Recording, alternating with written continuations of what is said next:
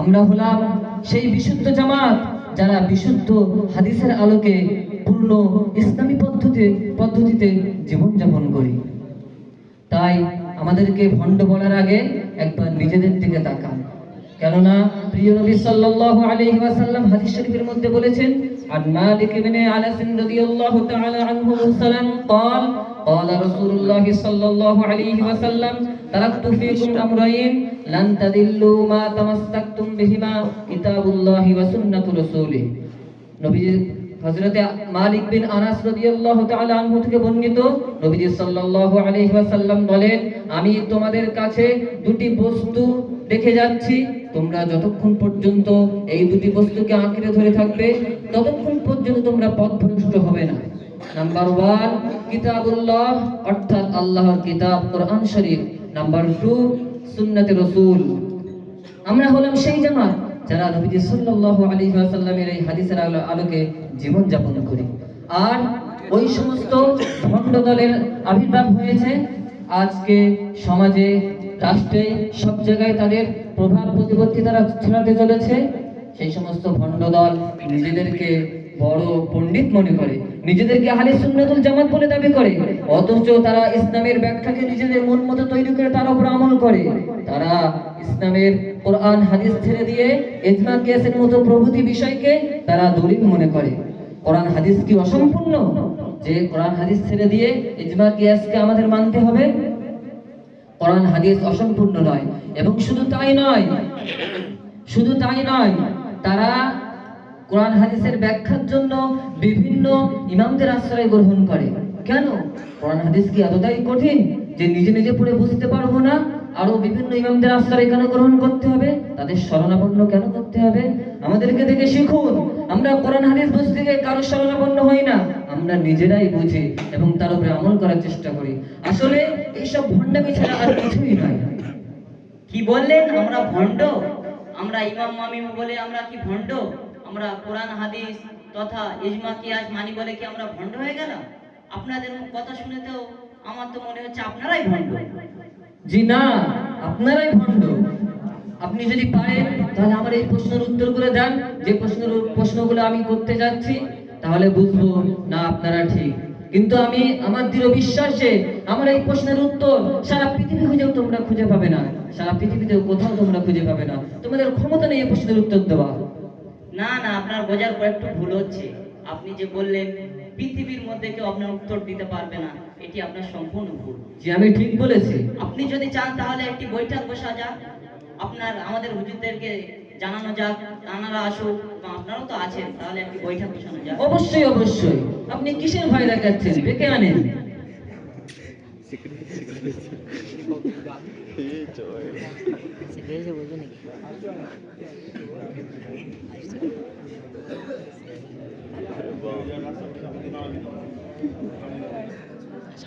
কি বলছেন?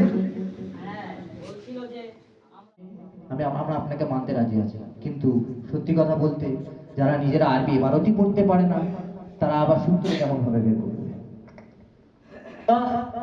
আপনি তো খুব সূক্ষ্ম কৌশলে আমার প্রশ্নের উত্তর এড়িয়ে গেলেন। আগে বলেন, আপনারা কোরআন হাদিসের ব্যাখ্যা নিজেদের মন মতো তৈরি করে তার উপর আমল করেন কেন?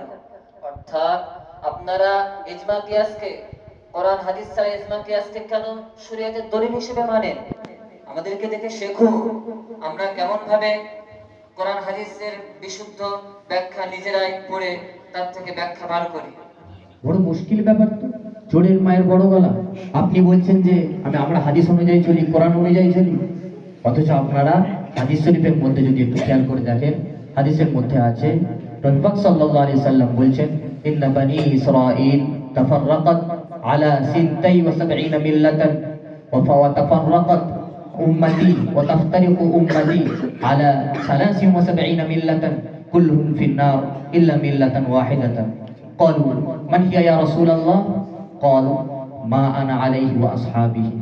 নবী পাক সাল্লাল্লাহু আলাইহি সাল্লাম বলছেন, বনি ইসরাঈলদের 73 ভাগে তারা বিভক্ত হয়েছিল, আমার উম্মত 73 ভাগে বিভক্ত হবে এবং প্রত্যেকেই জাহান্নামী, শুধুমাত্র একটা দল ছাড়া, সেটা হলো যারা আমার অনুসরণ করবে এবং আমাদের সাহাবাদের অনুসরণ করবে। তাহলে আপনি যদি একটু খেয়াল করে দেখেন, আমরা কিন্তু নবী পাক সাল্লাল্লাহু আলাইহি ওয়াসাল্লামের অনুসরণ করি এবং সাহাবাদেরও অনুসরণ করি, এবং আপনারা শুধুমাত্র যদি দেখেন তাহলে আপনারা শুধুমাত্র রাসূলুল্লাহ সাল্লাল্লাহু আলাইহি সাল্লামের অনুসরণ করেন। তাহলে বোঝা গেল আমরা মা আনা আলাইহি ওয়া আসহাবিহির উপরে আমল করি এবং আপনারা শুধুমাত্র মা আনা আলাইহির উপরে আমল করেন। এখান থেকে ইজমায়ে উম্মাত সাবিত হয়ে যায়। যদি বলেন কিয়াসের কথা, তাহলে কিয়াস ছাড়া কিন্তু মানুষ এখন এক কদমও চলতে পারবে না। যেমন ধরুন মহিষ কুরবানি করার কথা, হাদিসে তো গরু কুরবানি করার কথা এসেছে। কিয়াস আমরাও মানি, আপনারাও মানেন, কিন্তু আমরা দলিল হিসেবে মানি, আপনারা কিন্তু নিরুপায় মানে আমাদের অনুসরণ করেন। আমরা গরুর উপরে কিয়াস করে মহিষকে কুরবানি করার কথা মানি, কিন্তু আপনারা আমাদের অনুসরণ করে মহিষকে কুরবানি করার কথা মানেন। তাহলে আপনি আরেকটু যদি গৌর করে দেখেন, তাহলে আপনি দেখতে পাবেন আজকে যুগে যত যানবাহন আছে, সমস্ত কিছু গাড়ি, প্লেন, এগুলোর উপরে নামাজ আপনি কিভাবে পড়বেন? আমরা সেগুলো কিভাবে মানি? আমরা মানি যে হুজুর সাল্লাল্লাহু আলাইহি সাল্লাম যেমন ভাবে উটের উপরে, ঘোড়ার উপরে নামাজ পড়েছিলেন, তেমন ভাবে এখানে পড়তে হবে। তেমনই ভাবে লাউড স্পিকারে আজান, বক্তৃতা, এইগুলো যখন আমরা দিই, এগুলো আপনি কেমন ভাবে করবেন? এগুলো তো কোনো হাদিসে পাওয়া যায়নি। তার মানে এখান থেকে আমাদের কিয়াসটা সাবিত হয়ে যায়।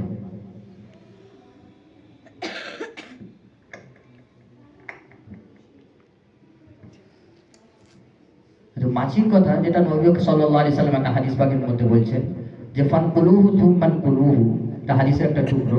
নবী পাক সাল্লাল্লাহু আলাইহি ওয়াসাল্লাম বলছেন যে যখন তোমাদের দুধের মধ্যে কোনো মাছি পড়ে যাবে, তাহলে তার দুটো ডানায় ডুবিয়ে দেবে, কারণ তার একটা ডানায় শিফা, একটা ডানায় রোগ ব্যাধি। তাহলে যখন মশা পড়ে যাবে, তাহলে আপনি মাছি ওই দুধটা খাবেন না? খাবেন না? কেন খাবো না? অবশ্যই খাবো। কেন খাবেন? এটা তো হাদিসের মধ্যে নেই। মশা পড়ে গেলে দুধটা পান করতে হবে কিনা। তাহলে বোঝা যাচ্ছে কিয়াস আমরাও করি, আপনারাও করেন, কিন্তু আমরা দলিল হিসেবে মানি, আপনারা নিরুপায় হয়ে মানেন। জি, আপনি ঠিকই বলেছেন, সবই বুঝলাম, কিন্তু আপনি আরো অনেক প্রশ্ন আছে। এই সমস্ত প্রশ্নের উত্তর যদি দিতে পারেন, তবে আশা করি আপনি দিতে পারবেন না, কারণ হাদিস শরীফে স্পষ্ট এসেছে, প্রিয় নবী সাল্লাল্লাহু আলাইহি ওয়াসাল্লাম বলেছেন, লা সালাতা ইল্লা বিফাতিহাতুল কিতাবুন। প্রিয় নবী সাল্লাল্লাহু আলাইহি ওয়াসাল্লাম হাদিসে স্পষ্ট বলেছেন যে তোমরা যারা নামাজের মধ্যে সূরা ফাতিহা পড়বে না, তাদের নামাজ হবে না। তাহলে এই ব্যাপারে কি বলবেন? আহা, ভালো করে একটা আরবি ইবারতও পড়তে পারে না, উনি আবার এসে বাহাস করতে। আপনি কোন গ্যারেজ থেকে নৌসার পড়েছেন ভাই? সব মূর্খের দল। এরা আমার ছাত্র, আপনি আমার ছাত্রদেরকে অবজ্ঞা করছেন? আপনার এত বড় স্পর্ধা?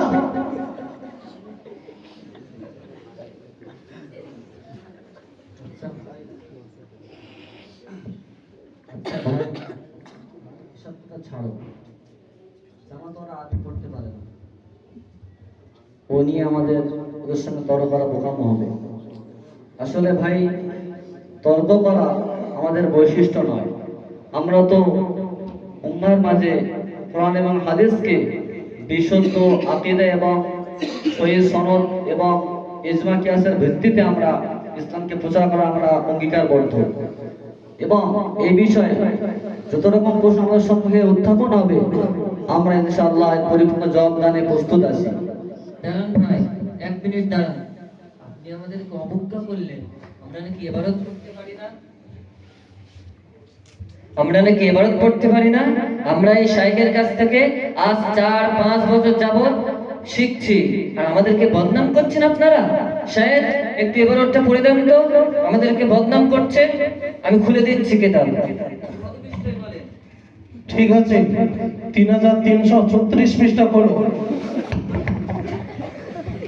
30 নম্বর কোনটা? আচ্ছা, লা সালাতুন ইল্লা বিফাতিহাতিল কিতাবা। দেখেন, যেরকম মুরিদ তেমন শাগিরিদ। ইনিও পড়তে পারলো না, ইনিও পড়তে পারলো না। আচ্ছা ভাই, এই সমস্ত বাস করে কালক্ষেপণ করে আমাদের উদ্দেশ্য নয়। না না, উনি বলছিলেন যে ওনার প্রশ্নের উত্তর কেউ দিতেই পারবে না। আর ছাড়ো তো, উনি নাই সঠিক পথের উপরেই চলছিল। কথায় বলে ছাগলে কি না খায় আর পাগলে কি না বলে। ওদের কথা আমাদের ধরতে গেলে চলবে? আমরা আমাদের কাজ করে যাই। আমাদের ভাই উত্তরটা দিয়ে দাও তো ওদের, ওরা যে প্রশ্ন করেছেন। এই বিষয়ে আমার কাছে তিনটে উত্তর আছে। প্রথম হলো সহি ইবারত হলো লা সলাতা ইল্লা বিফাতিহাতিল কিতাবি। প্রথম উত্তর হলো যে হাদিস শরীফের মধ্যে, এটাও হাদিস শরীফের মধ্যে আছে, লা জুমআতা ইল্লা বিখুতবাতিন, জুমআর নামাজ খুতবা ছাড়া হয় না। কিন্তু আপনারা তো খুতবা পড়েন না, তার মানে আপনাদের জুম্মার নামাজ হয় না। আগে নিজের ঘর সামলান, পরে অপরে চরকায় তেল দেবেন। দ্বিতীয় জবাব হলো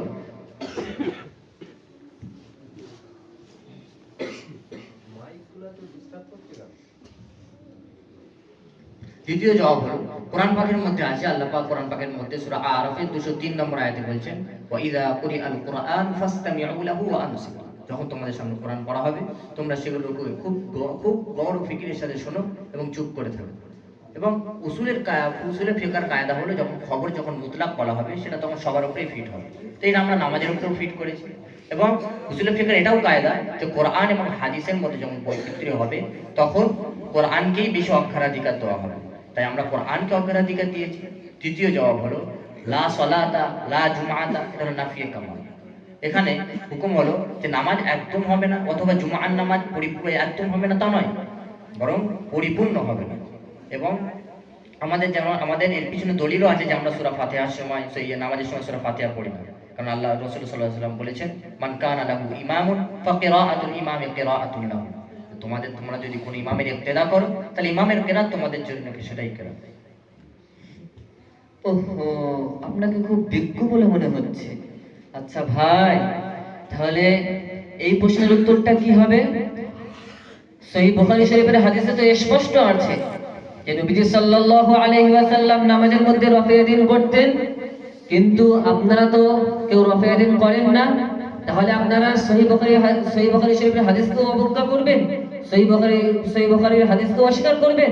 মনে রাখবে, সহিহ বুখারী শরীফের হাদিসকে অস্বীকার করলে কিন্তু জান্নাত পাওয়া মুশকিল হয়ে যাবে।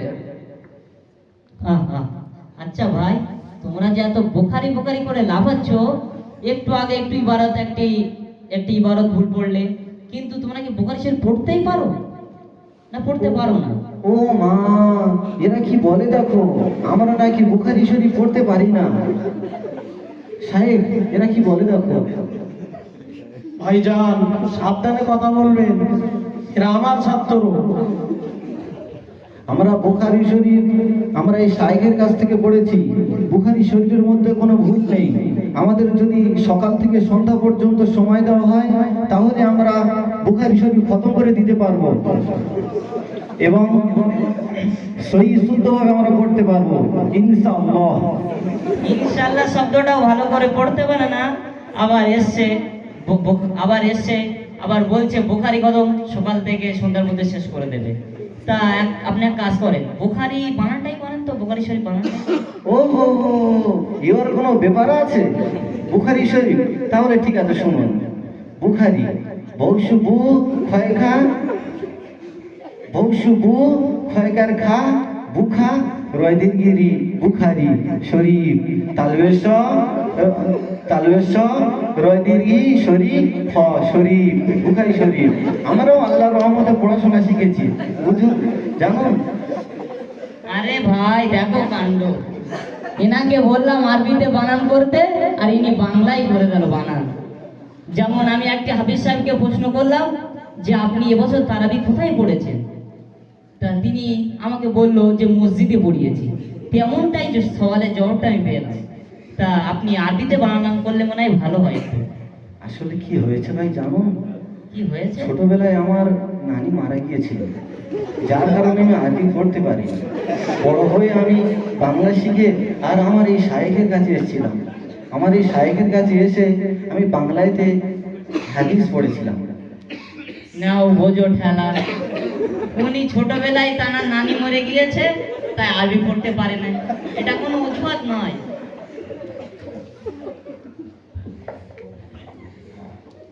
আচ্ছা ভাই, আপনি যে প্রশ্নটা করলেন যে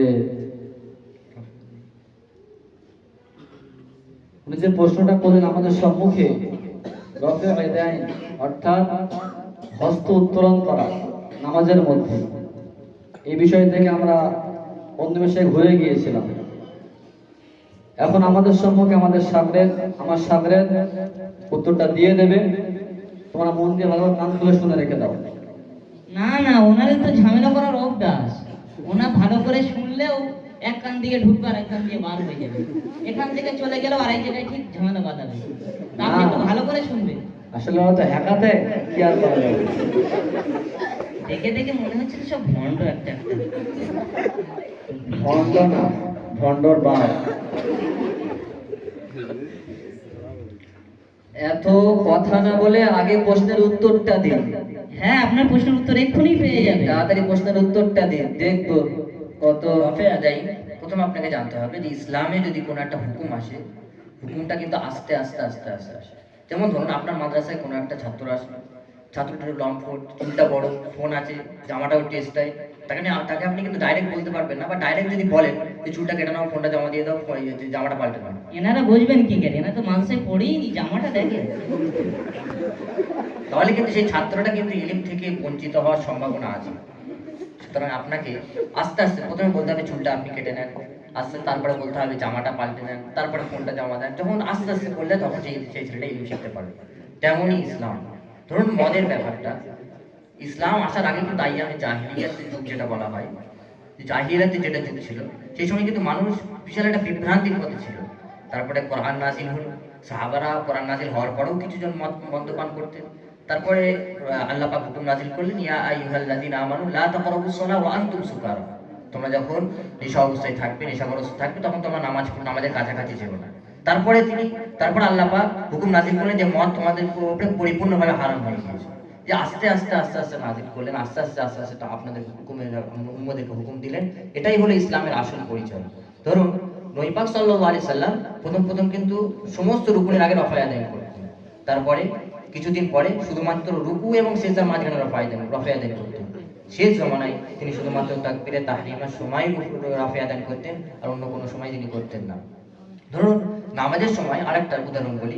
নামাজের সময় আগে যে হুকুমটা ছিল, যে কথাবার্তা বলা অথবা সালাম আদান প্রদান করা, এই সমস্ত কিছু জায়েজ ছিল। কিন্তু একদা এক সময় হুজুর সাল্লাল্লাহু আলাইহি সাল্লামের কাছে একটি সাহাবা আসার পরে তিনি সালাম দিলেন। ওই সময় হুজুর সাল্লাল্লাহু আলাইহি সাল্লাম নামাজরত অবস্থায় ছিলেন, এবং হুজুর সাল্লাল্লাহু আলাইহি সাল্লামকে সালাম দেওয়ার পরে তিনি সালামের কোনো জবাব দেননি। তারপরে তিনি বললেন, ইন্না সলাহ তানতাকিলু মিনাল হারাকাতি ইলা সাকানা। নিশ্চয়ই নামাজ পরিবর্তিত হয়েছে চলমান অবস্থা থেকে স্থির অবস্থায়। তাহলে এই যে হুকুম কিছুদিন পরে বদলালো, এটাই হলো ইসলামের আসল পরিচয়। যেমন ধরুন আপনি প্রধানমন্ত্রী সাহেব যখন আমাদের আসেন, এসে 500 এবং 1000 টাকা নোট বদল করে দিয়েছেন, চেঞ্জ করেছেন। এখন যদি ওই 500 টাকা এবং 1000 টাকার নোট আপনি যদি কোনো দোকানে নিয়ে যান, তাহলে তারা নেবে না। তাহলে কি বোঝা গেল? সময় বদলানোর সাথে সাথে হুকুমও বদলাবে। এর থেকে আমাদের সাবিত হয় যে রফে আদায় করাটা হুজুর সাল্লাল্লাহু আলাইহি ওয়াসাল্লাম প্রথমে করতেন, কিন্তু শেষ জামানায় করেননি। আসল যে হুকুমটা সেটা শেষ জামান হিসাবে ধরা হয়। ঠিক আছে ভাই, আর বলতে হবে না। আপনাদের সমস্ত কথা আমি খুব ভালোভাবে বুঝেছি। সত্যি বলতে কি, আপনাদেরকে খুব বিজ্ঞ মনে হয়েছে, হাক্কানি আলেম বলে মনে হয়েছে, বড় পণ্ডিত বলে মনে হয়েছে। কারণ যেভাবে আপনি আমাকে বোঝালেন, যেভাবে আপনি আমাকে শেখালেন, কখনো আমাকে কেউ এভাবে বোঝায়নি বা শেখায়নি। আর এই শায়েখরা আমাদেরকে ধোঁকা দিয়েছে। আমরা আজকে বুঝতে পারলাম আপনাদের কথা শুনে। আমরা এর বিচার অবশ্যই করব। কারণ কি বলে, শায়েখ আমাদেরকে ধোঁকা দেয়নি? হ্যাঁ, এরকম কথা আমি কোনোদিন শুনিনি। শুনিয়ে সব বুঝে এসছে আমাদের শায়েখ আমাদেরকে ধোঁকা দিয়েছে। হ্যাঁ, এমন শাইখদের সাথে ঘুরলেই তো ধোকাই দেবে। জি, আজকে আমি সবকিছু বুঝতে পারলাম। আমার কাছে সবকিছু আজকে পরিষ্কার হয়ে গেল। আসলে ভাই কি জানেন, আমরা হলাম জেনারেল পড়ুয়া, জেনারেল শিক্ষিত। এই আপনাদের শেখটা কোথায় চলে গেল এক্ষুনি? শায়েখ তো চলে যাবে, শায়েখকে বলা হয়েছে না বিচার করব। অবশ্যই এই বিচার হবে, কারণ আমাদেরকে এমন জায়গায় ধোঁকা দিয়েছে যা কখনো মাপের যোগ্য নয়। আমার কথাটা একটু মনোযোগ দিয়ে শুনুন ভাই। আমরা হলাম জেনারেল শিক্ষিত, স্কুল পড়ুয়া ছাত্র। আমরা মাদ্রাসায় পড়িনি বা আরবি পড়তেও জানি না। আমাদের ইচ্ছা হয়েছিল, যখন আমাদের এক পর্যায়ে এই ইচ্ছা হলো যে আমরা ইসলামকে শিখবো, তখন আমরা সর্বপ্রথম মোবাইলে সার্চ করি, ইউটিউব ফেসবুকে আমরা সার্চ করে ইসলামকে শেখার চেষ্টা করি। এবং ইউটিউব ফেসবুকে সার্চ করে দেখলাম যে প্রথমেই আমাদের এই শায়েখ যে চলে গেলে সেই শায়েখকে আমরা দেখতে পেলাম। তখন মনে হলো এই শায়েখ হয়তো খুব বিজ্ঞ একজন আলেম, হক্কানি আলেম, তাই আমরা শায়েখের সাথে যোগাযোগ করে তার কাছে গিয়েছিলাম ইসলামকে শিখতে। কিন্তু তিনি যে আমাদেরকে এভাবে ধোঁকা দিলেন, আমরা তো বুঝতে একেবারে অক্ষম হয়ে গেছি। তাই ভাই, আমাদের কোনো দোষ নেই, সব দোষ শায়েখের। আজকে আপনাদের কথা শুনে আমাদের কাছে সবকিছু পরিষ্কার হয়ে গেছে। আসলে ভাই দেখেন, মানুষ তো ভুল করবে, ভুল করা মানুষের একটা সহজাত প্রবৃত্তি। কিন্তু হাদিস শরীফে এসেছে আত-তাইবু মিনাদ দামবি কামান লা দামবালা, অর্থাৎ তওবাকারী এমন হয়ে যায় সেটা না কোনো গুনাহই করেনি। সুতরাং তোমরা যারা ওই ভণ্ড শায়েখদের চলে পড়ে তোমরা ইসলামকে মডিফাই করে উম্মতের সামনে পেশ করার প্রোপাগান্ডা চালাচ্ছে, যারা হলো ইহুদিদের দালাল, এরা হলো সেই ইহুদি যারা কিনা 40,000 আম্বিয়াকে হত্যা করেছিল। এরা হলো সেই ইহুদি যারা মুসা আলাইহিস সালামকে তার হুকুমকে তারা মান্যতা দেয়নি। আজকে তারা বর্তমান অবস্থান করছে ইসরায়েলের মাটিতে। তো তারা মুসলমানদেরকে সব দিক থেকে মারার চেষ্টা করছে। একদিকে যেমন ফিলিস্তিনে বোমা দিয়ে মারছে, অন্যদিকে তারা মুসলমানদের মধ্যে বিভেদ সৃষ্টি করার মধ্যে তারা একটা বড় ভূমিকা রাখছে। আল্লাহ তাআলা বলছেন ওয়া'তাসিমু বিহাবলিল্লাহি জামিআ ওয়া লা তাফাররাকু। আল্লাহ তাআলা বিভেদ সৃষ্টি করতে মানা করেছেন। কেন? এতে মুসলমানরা কমজোর হয়ে যায়। সুতরাং ওই ইহুদিরা তারা আজকে এই জায়গাটাকে তারা দুর্বল করতে চাইছে। তারা কিছু আলেমকে তারা কিনে নিয়েছে, যারা বড় জুব্বাধারী, যারা বড় লেবাসধারী, তারা মুসলমানদের মধ্যে মতানৈক্যপূর্ণ মশলাগুলো তারা উম্মতের সামনে পেশ করে আজকে তারা সমাজকে বিভ্রান্তর দিকে ঠেলে দিচ্ছে। সুতরাং আমাদের উচিত হলো আমরা ওই সমস্ত শেখদের অনুসরণ না করে আমরা 4 ইমামের মধ্যে কোন একটা ইমামকে অনুসরণ করে আমরা মঞ্জিলে মকসদ তথা জান্নাতের দিকে ধাবিত হব। সুতরাং আপনারা সকলে তওবা করুন এবং এটা খেয়াল রাখবেন আগামীতে। এবং আমি সকলকে উদ্দেশ্য করে বলছি, আমরা যারা বর্তমান একটু পড়াশোনা জানি, তারা বর্তমান ওলামাদেরকে তারা অগ্রাধিকার না দিয়ে তারা সমস্ত বিষয় তারা ফেসবুকে, ইউটিউবে তারা সার্চ করে থাকে। এবং একটা কথা মনে রাখা দরকার, আমাদের যে সমস্ত শেখরা ফেসবুকে আসেন, ইউটিউবে আসেন, তারা সকলে বড় আলেম নন। একথা প্রমাণিত হয়ে গেল একটু আগে। আপনাদের শেখ জুব্বাধারী ছিল, বড় টুপি মাথায় ছিল, কিন্তু কিছুই জানে না, ইবাদত করতে পারে না। সুতরাং আমাদের কোনো বিষয় বুঝতে হলে আমাদের এলাকার মধ্যে যারা আলেম আছে তাদের কাছে আমাদেরকে যেতে হবে এবং তাদের শরণাপন্ন হতে হবে। যাই হোক, সকলে আমরা তওবা করি এবং আগামী জীবনটা আমরা রাহে রাস্তার উপর চলার নিয়ত করি এবং আল্লাহ আমাদের সকলকে তৌফিক দান করুন। আমিন। আমাদের জন্য দোয়া করবেন যেন আমরা সঠিক পথে চলতে পারি। আমিন। আল্লাহ সকলকে তৌফিক দান করুন। আমরা এখন তওবা করে নিই একবার আল্লাহর দরবারে। আল্লাহ, ওগো আল্লাহ, ক্ষমা করে দাও, মাফ করে দাও, ক্ষমা করে দাও, মাফ করে দাও। যতদিনে জীবন বিনা বাঁচিবে, সুপথে চালাও, মাফ করে দাও, ক্ষমা করে দাও, মাফ করে দাও। তোমাকে না দেখিয়া, নবীকে না চিনিয়া, ঈমান এনেছি তবুও। আল্লাহ,